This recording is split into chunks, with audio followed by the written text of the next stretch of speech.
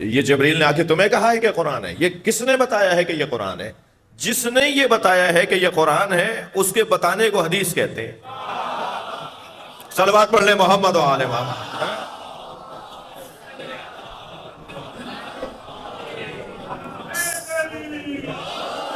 سرکار نے فرمایا نا کہ یہ قرآن ہے، تو نبی نے جو فرمایا کہ یہ قرآن ہے تو یہ نبی کا فرمانا تو حدیث ہے نا۔ تو حدیث کے بغیر ہم قرآن کیسے سمجھیں گے؟ جن لوگوں کو صرف قرآن کی خواہش ہے کہ ہمیں صرف قرآن چاہیے اور کچھ نہیں چاہیے، ان سے آپ پوچھئے کہ صبح کی 2 رکعت نماز قرآن میں کہاں ہے؟ ان سے آپ پوچھئے کہ ظہر کی 4 رکعت نماز ہے، کہاں لکھا ہوا ہے قرآن میں؟ ان سے پوچھئے کہ خانہ کعبہ کے 7 چکر مکمل کریں گے تو طواف بنے گا، کہاں لکھا ہوا ہے قرآن؟ کہاں زکوٰۃ کا نصاب قرآن کے اندر لکھا ہوا ہے؟ بتائیے، نماز پہلے قیام کرنا ہے، پھر رکوع ہے، پھر سجدہ ہے، یہ ترتیب قرآن میں کہاں ہے؟ قرآن میں رکوع کا ذکر ہے، قرآن میں قیام کا ذکر ہے، قرآن میں سجدے کا ذکر ہے، مگر ترتیب قرآنی کے مطابق اگر نماز بنائیں گے تو پہلے قیام نہیں ہے، وہاں پہلے رکوع ہے، وہاں پہلے پھر سجدہ ہے، پھر قیام ہے۔ تو اس طرح ہم نماز پڑھتے ہیں؟ کیوں نہیں نماز پڑھتے؟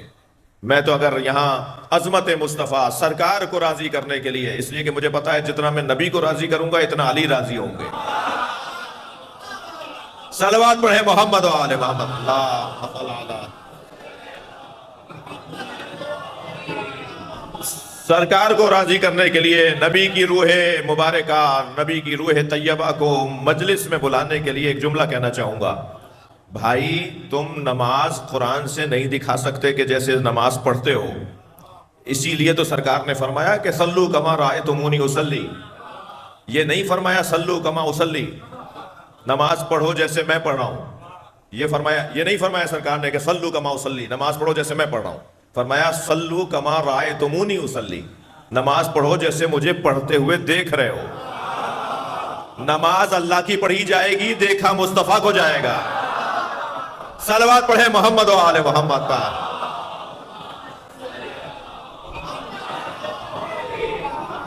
آپ کی سماعتیں میرے ساتھ بھرپور ہیں تو میرا دل کہہ رہا ہے کہ ایک جملہ اور کہہ دوں۔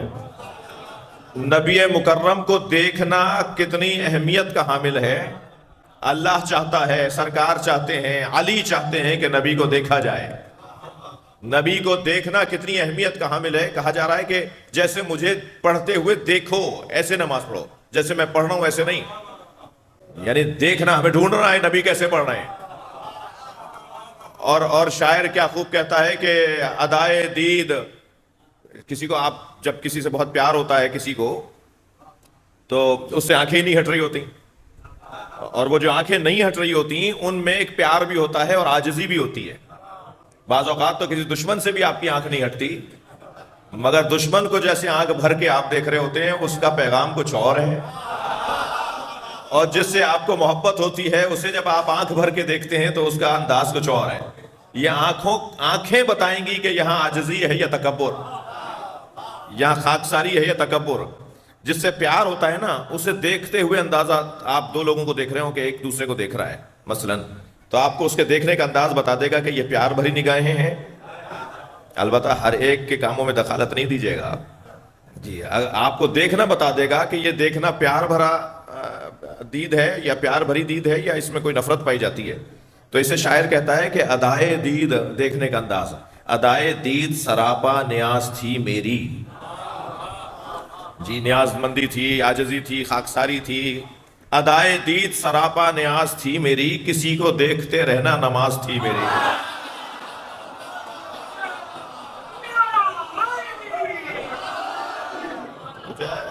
صلوات پڑھے محمد و آل محمد۔ اللہ حضور حضرت بلال حبشی کہتے ہیں کہ میں تو نبی کو دیکھنے جاتا تھا، نماز بھی ہو جاتی تھی۔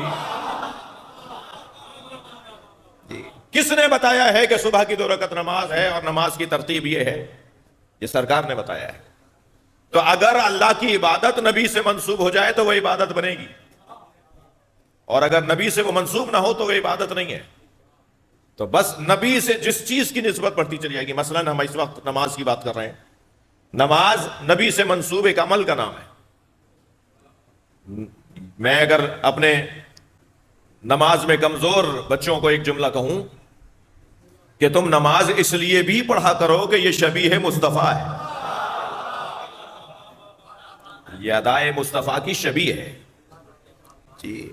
وہ اور بات ہے کہ امت اس کثرت سے ادا کی جانے والی عبادت کے اندر ہی مختلف فی ہے، کوئی کیسے پڑھ رہا ہے تو کوئی کیسے پڑھ رہا ہے، اور ہمیں الجھنوں میں جانا نہیں ہے کہ کون کیسے پڑھ رہا ہے، ہمیں تو روشن رکھنا ہے کہ علی کیسے پڑھ رہے ہیں۔ اس لیے کہ چوتھے دور حکومت میں جب مولا علی نے پہلی آفیشل نماز پڑھائی، صلوات پڑھ لیں ذرا محمد و آل محمد۔ مولانا مولا علی نے پہلی رسمی نماز پڑھائی چوتھے دور حکومت میں، پہلی آفیشل نماز کی امامت کی، تو نماز ختم ہونے کے بعد صحابہ کرام مولا علی کے گرد جمع ہونا شروع ہوئے، اور جو آپس میں باتیں کرتے ہوئے مولا علی کے پاس تشریف لائے اور آ کر کہا لقد ذکرتنی صلاۃ محمد، آج علی تم نے ہمیں محمد کی نماز یاد دلائی۔ صلوات پڑھے محمد و آل محمد۔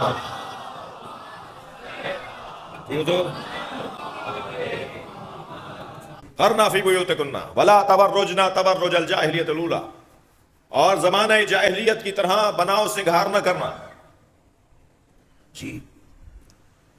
وَأَقِمْنِ الصَّلَاةَ وَآتِنِ الزَّكَاةَ وَآتِنِ اللَّهَ وَرَسُولَهُ، نماز کو قائم کرنا اور زکوٰۃ کو ادا کرنا اور اللہ کے رسول کی اطاعت کرنا۔ یہاں تک آیت پہنچی تو فوراً آیت نے لہجہ بدلا، انما یرید اللہ لیذھب عنکم الرجس اہل البیت ویطہرکم تطہیرا۔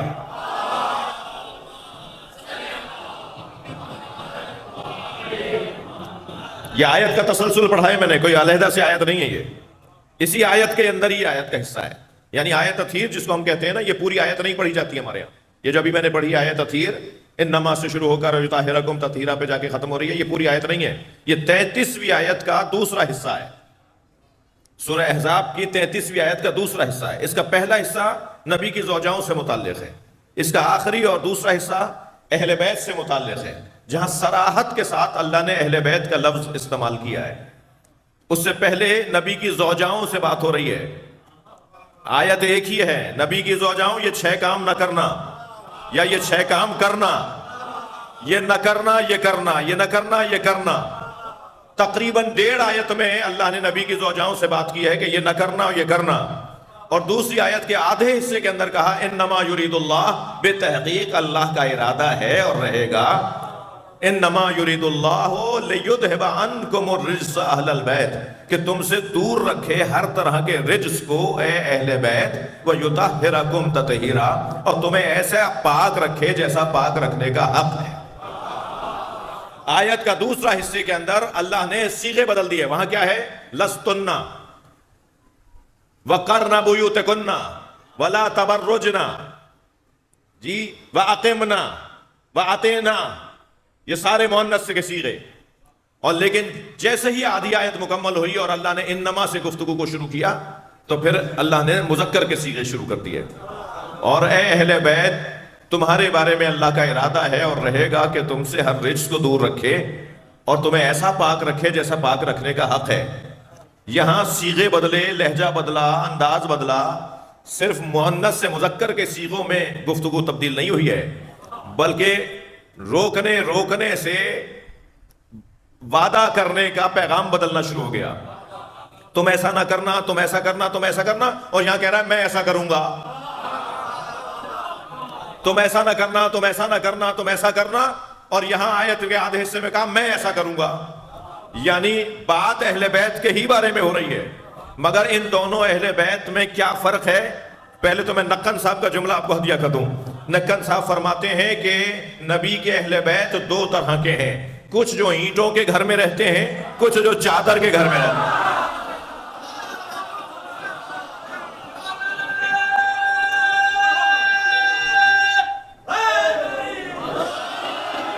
وہ جو اینٹوں اور پتھروں کے گھر میں تھے انہیں اللہ کہہ رہا ہے کہ ایسا کرنا اور ایسا نہ کرنا، اور جنہیں چادر کے گھر میں لیا ان سے کہا کہ میں ایسا کروں گا۔ یعنی اب اگر لفظ میں اپنے انداز سے اس کو بہتر کر لوں، یوں کہہ دوں کہ اہل بیت نبی کو خود اپنی حفاظت کرنی ہے، اہل بیت نبوت کی اللہ حفاظت کرے گا۔ صلوات پڑھیں محمد و آل محمد۔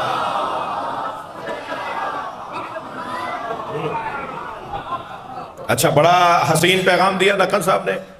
فرماتے ہیں کہ اینٹوں کے گھر میں رہنے والے اہل بیت نبی ہیں اور چادر کے گھر میں رہنے والے اہل بیت نبوت ہیں۔ تو مضبوط گھر کون سا ہوتا ہے؟ دنیا کے اوپر نہ جانا، دنیا کی دید سے نہ دیکھنا، دنیاوی اینک لگا کے نہ دیکھنا کہ مضبوط کون سا ہوتا ہے۔ مضبوط اینٹوں کا گھر ہوتا ہے یا چادر کا؟ تو دنیا والے تو کہیں گے صاحب اینٹوں کا گھر مضبوط، چادر کا گھر تو ہوا کے جھونکے پر، یہاں سے طوفان کیا ہوا کا جھونکا آیا، یہ وہاں جا پڑے گا، اکھڑ جائے گا۔ تو چادر کا گھر کہاں مضبوط ہوتا ہے؟ وہ تو اینٹوں کا گھر مضبوط ہوتا ہے۔ یہ دنیا دیکھ رہی ہے، مگر دنیا کی اینک اور ہے، اللہ کا پیغام اور ہے۔ اللہ کا پیغام یہ ہے کہ گھر کی وجہ سے گھر والے نہیں ہوتے، گھر والوں کی وجہ سے گھر ہوتا ہے۔ پہلے تم رہنے والوں کا تعین کرو کہ کون رہے گا، پھر طے ہوگا کہ گھر کتنا مضبوط ہے۔ اگر رہنے والے چادر کے گھر میں ہیں اور رہنے والوں میں ایک نام علی کا ہے تو یہ گھر اتنا مضبوط ہو جائے گا کہ اس لیے کہ اس میں علی رہتے ہیں۔ اور اگر مجھ جیسا آپ جیسا کوئی رہے گا تو پھر ہم تو گھر کو دیکھ کر اپنی مضبوطی کو تلاش کریں گے۔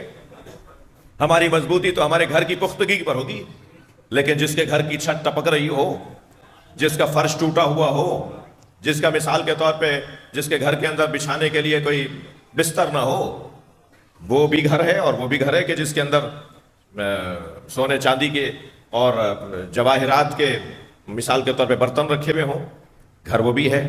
مگر گھر سے گھر والے ہیں یا گھر والوں سے گھر ہے؟ بھائی میں ایک جملہ کہنے جا رہا ہوں، کتنی دفعہ آپ نے یہ محاورہ بولا ہے اور سنا ہے کہ چادر دیکھ کر پیر پھیلانے چاہیے؟ بولتے ہیں نا کہ بھائی تم نے اپنی حیثیت سے زیادہ کام کر لیا، چادر دیکھ کر پیر پھیلانے چاہیے۔ اہل بیت وہ ہیں جنہیں دیکھ کر چادر پھیلتی ہے۔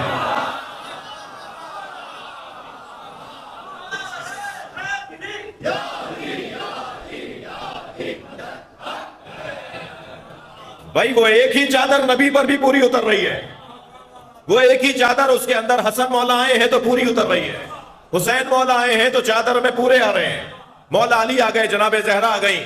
ایک نبی تھے تب بھی سیدہ کی چادر یمنی حدیث قصہ وہ نبی پر پوری رہی، امام حسن آئے پوری رہی، حسین آ گئے پوری رہی۔ یہ چادر ان کو دیکھ کر پھیل رہی ہے، اور یہ تو بہت بڑا مقام رکھتے ہیں، یہ چادر اوڑھ لیں تو وہ نور ہو جاتی ہے۔ حدیث قصہ بھی آپ نے پڑھی ہے، وہ چمک رہا تھا، یہ جو چمک رہا تھا 14ویں کے چاند کی طرح، یہ نبی کا چہرہ نہیں تھا، یہ چادر تھی۔ بھائی جب چادر میں آ گئے تو چہرہ کہاں نظر آ رہا ہے؟ سرکار چادر میں، چہرہ سرکار کا نہیں، پوری چادر بقعے نور بن گئی۔ یعنی جب کوئی دیکھے گا تو وہ چادر چاند کی طرح چمک رہی تھی۔ تم ان کے نور ہونے کو سمجھ نہیں پا رہے، یہ چادر لے لے تو وہ نور بن جاتی ہے۔ صلوات پڑھیں محمد و آل محمد۔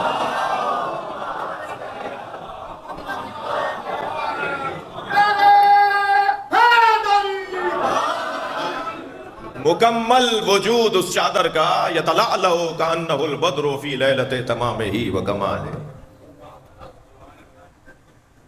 یا نساء النبی، اے نبی کی زوجاؤں، تمام عورتوں کی طرح نہیں ہو۔ کیوں؟ اس لیے کہ یہ تمہارے اندر صفات ہیں، یہ تمہاری ذمہ داریاں ہیں، تمام عورتوں کی طرح نہیں ہو۔ کیوں عام عورتوں کی طرح نہیں ہو؟ اس لیے کہ تم نبی سے منسوب ہو گئی۔ تو یعنی جو نبی سے منسوب خاتون نہیں ہے اس کے لیے حکم نہیں ہے، جو نبی سے منسوب ہے اس کے لیے حکم ہے۔ تو بس منسوب نسبت کے بعد حکم بدل رہا ہے نا۔ یہ ممبر لکڑی کا بنا ہوا ہے نا، جب تک ممبر نہیں تھا نہ جانے یہ لکڑی کہاں تھی، اور جب یہ ممبر بن گیا اور آپ نے منسوب کر دیا کہ ممبر ہے، تو اب میں بھی بغیر وضو کے نہیں بیٹھوں گا، میں بھی اس پہ بیٹھتے وقت نیت کروں گا قربتاً اللہ کی، جی اس کو چوموں گا، اس لیے کہ منسوب ہو گیا شبیہ ممبر مصطفیٰ سے۔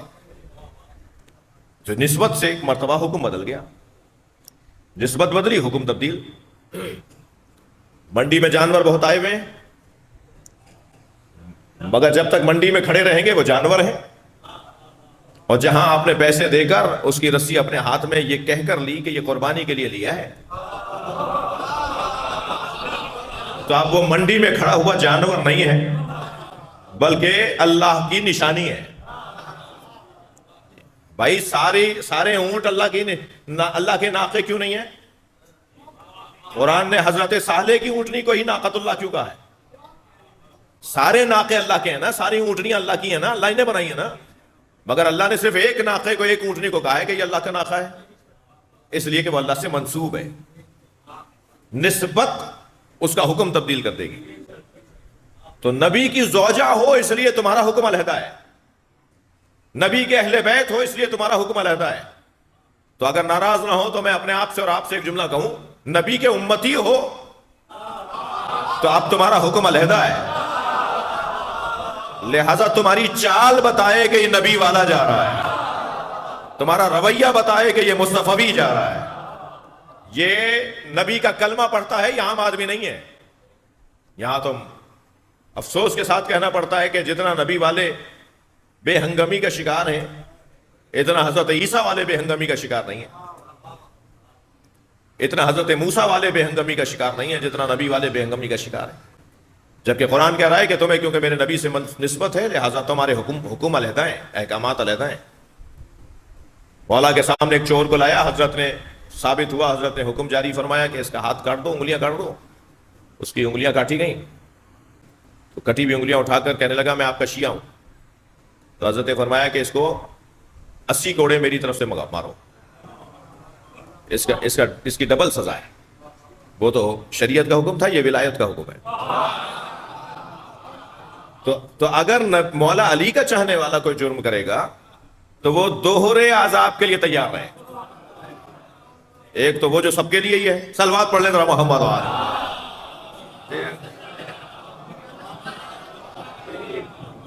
اور ایک وہ کہ جو مولا علی کے چاہنے والے ہونے پر اس کا جو گناہ بڑھ رہا ہے کہ تم علی کے ہوتے ہوئے ایسا کر رہے ہو، علی والے ہوتے ہوئے تم نے ایسا کر دیا، تو اس کے لیے بھی اسے تیار رہنا چاہیے۔ تو قیامت میں نبی کے امتی ہونے کی، جہاں ہم یہ تو بڑے جھوم کے سناتے ہیں نعتوں کی محفل میں اور میلاد کی محفلوں میں کہ نبی کے امتی ہونے کے لیے انبیاء کرام آرزو کیا کرتے تھے، حضرت ابراہیم نے آرزو کی ہے، حضرت موسیٰ نے آرزو کی ہے کہ کاش میں امت مصطفیٰ میں ہوتا۔ جی انبیاء امت مصطفیٰ ہونے کی آرزو کر رہے ہیں، اور یہ بھی تو بتایا جائے کہ امت مصطفیٰ کی ذمہ داریاں کیا ہیں، بتا دوں؟ بھائی اپنے لیے بتا رہا ہوں، یعنی پہلے دہراؤں گا تاکہ مجھے دہرائی ہو جائے میری، اور پھر آپ تو سن ہی رہے ہیں۔ ایک صلوات پڑھ لیں ذرا محمد۔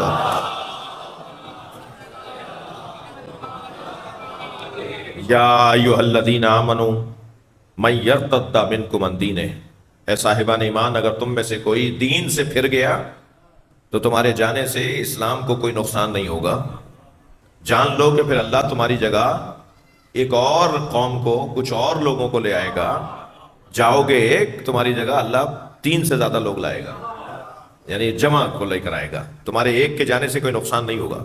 پھر جنہیں وہ لے کر آئے گا ان کے اندر یہ 6 صفتیں پائی جائیں گی۔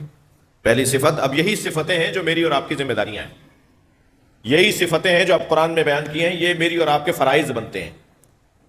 جی من یرتد منکم عن دینہ، اگر تم میں سے کوئی پھر گیا تو فسوف یأتی اللہ بقوم، اللہ ایک اور قوم کو لے کر آئے گا جس کے اندر پہلی صفت یہ ہوگی یحبہم، اللہ ان سے محبت کرتا ہوگا۔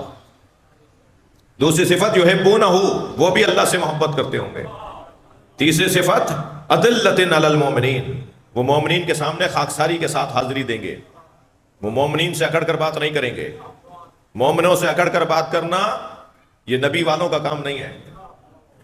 چوتھی صفت اعزۃ علی الکافرین، مگر کافروں سے اکڑ کر بات کریں گے، کہیں عادت نہ بن جائے ان کے ساری خاکساری، جی تمہارے مزاج میں کہیں تواضع عادت نہ ہو جائے۔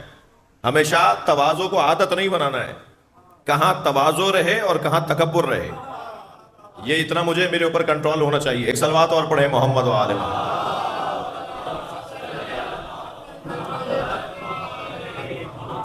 عادت نہ ہو جائے کہیں انکساری اور تواضع، بلکہ آیتن علی الکافرین، کافروں سے اکڑ کر بات کریں گے۔ یجاہدون فی سبیل اللہ، پانچویں صفت، ہمیشہ اللہ کی راہ میں کچھ نہ کچھ کرتے رہیں گے۔ میرا ترجمہ ہے یہ، میں یہ ترجمہ نہیں کروں گا کہ وہ اللہ کی راہ میں جہاد کرتے رہیں گے، تو جب یہ ترجمہ کریں گے تو یہ کہیں افغانستان یاد نہ آ جائے، یہ کہیں افغانستان نہ چلے جائیں۔ تو اللہ کی راہ میں جہاد کرتے رہیں گے ترجمہ نہیں کروں گا، اللہ کی راہ میں اللہ کی خاطر کچھ نہ کچھ کرتے رہیں گے۔ جی اس وقت آپ یجاہدون فی سبیل اللہ تو ہیں، اس مجلس کا جو انتظام میرے بھائی کر رہے ہیں وہ بھی تو جہاد کر رہے ہیں، یہ جو ہماری ویڈیو بنا رہے ہیں یہ بھی تو جہاد کر رہے ہیں، یہ چھوٹے چھوٹے بچے اپنے مزاج سے ہٹ کر مجلس میں بیٹھے ہوئے ہیں، یہ بھی تو جہاد کر رہے ہیں۔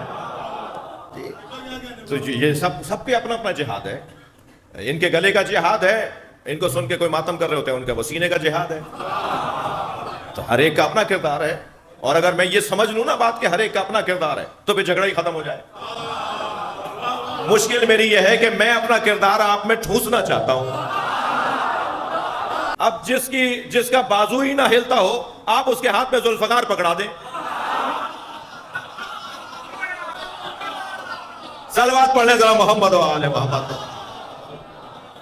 کیسے ہوگا؟ تلوار کاٹتی ہے مگر زور چاہیے۔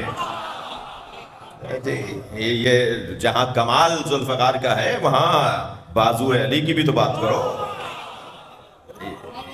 یہ تلوار ہر ایک ہاتھ میں جچتی نہیں ہے، تو ہر ایک کا اپنا کام ہے، ہر ایک کا اپنا کردار ہے۔ ہم نے بہت سارے مرد دیکھے ہیں جو میدان سے بھاگتے نظر آئے،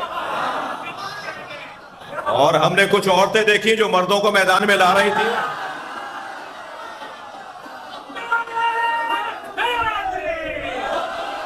صلوات پڑھے محمد و آل محمد، اللہم صل علی محمد و آل محمد۔ تو بھائی ہر ایک کا کام علیحدہ ہے، ہر ایک کا کردار علیحدہ ہے، اور یہاں یجاہدون فی سبیل اللہ، یہ پانچویں صفت۔ اور چھٹی صفت کیا ہے؟ لا یخافون لومۃ لائم، ملامت کرنے والوں کی ملامت سے یہ خوف زدہ نہیں ہوتے۔ ساری دنیا کچھ کہتی رہے، ان کا ضمیر مطمئن ہے، یہ اکیلے کھڑے رہیں گے۔ ضمیر اگر مطمئن ہو، سب ایک بات کریں اور ضمیر آپ کا مطمئن ہو تو آپ کو وہی کرنا ہوگا جس سے آپ کا ضمیر مطمئن ہے۔ دنیا مذمت کرے، ملامت کرے، یہ اس سے خوف زدہ نہیں ہوتے۔ لا یخافون لومۃ لائم، یہ ملامت کرنے والوں کی ملامت سے خوف زدہ نہیں ہوتے۔ اور پھر یہ جو 6 صفتیں مولا کے چاہنے والوں کی ہیں، انہیں اللہ کہہ رہا ہے ذالک فضل اللہ، یہ اللہ کا فضل ہے، یؤتی ہے من یشاء، یہ وہ جسے چاہے عطا کرتا ہے، ہر ایک کو یہ فضل الہی عطا نہیں ہوتا۔ تو عزیزو، جتنی نسبت، میں نے بات اپنی مکمل کر لی، جتنی نسبت شدید ہوتی چلی جائے گی سرکار کے ساتھ، جتنی سرکار کے ساتھ نسبت شدید ہوتی چلی جائے گی، اتنا ہی احترام بڑھتا چلا جائے گا، اتنا